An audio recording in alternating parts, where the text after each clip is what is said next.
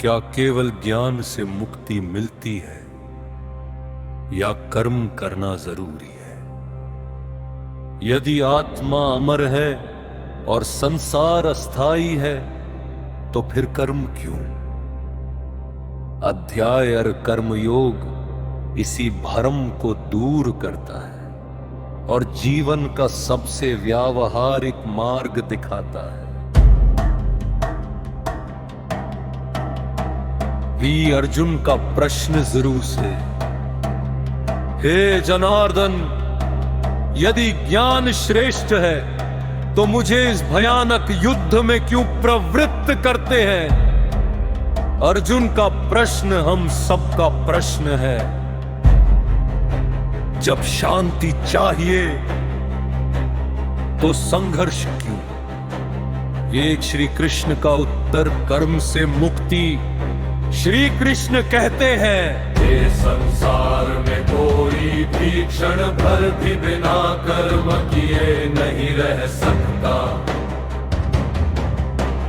श्वास लेना भी कर्म है, सोचना भी कर्म है, चुप रहना भी कर्म है। इसलिए कर्म से भागना असंभव है। मुक्ति कर्म त्याग से नहीं, कर्म की भावना बदलने से मिलती है। यज्ञ भाव से कर्म, श्री कृष्ण बताते हैं, यज्ञ भाव से किया गया कर्म बंधन नहीं बनाता। यज्ञ का अर्थ केवल हवन नहीं बल्कि समाज के लिए, इतरों कल्याण के लिए, केश्वर अर्पण भाव से किया गया हर कर्म। जब कर्म स्वार्थ से मुक्त होता है तब वही कर्म मुक्ति का साधन बन जाता है। भीष आदर्श पुरुष का कर्तव्य। श्री कृष्ण कहते हैं, श्रेष्ठ पुरुष जैसा आचरण करता है सामान्य लोग उसी का अनुसरण करते हैं।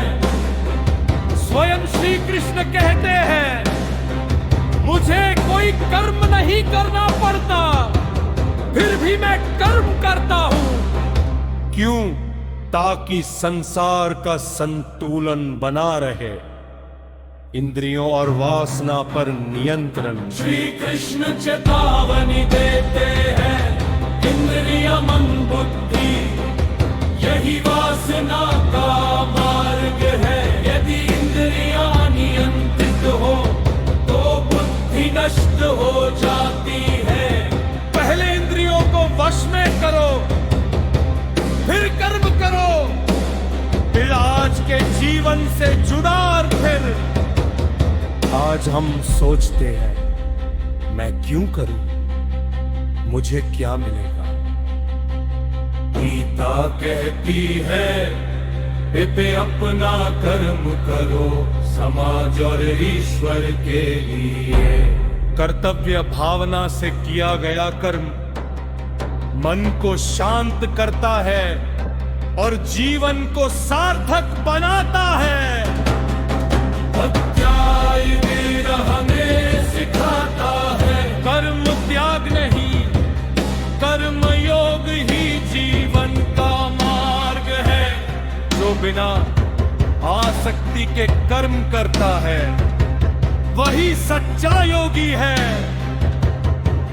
कर्म समापन, कर्म से मत भागिए, कर्म को पूजा बनाइए।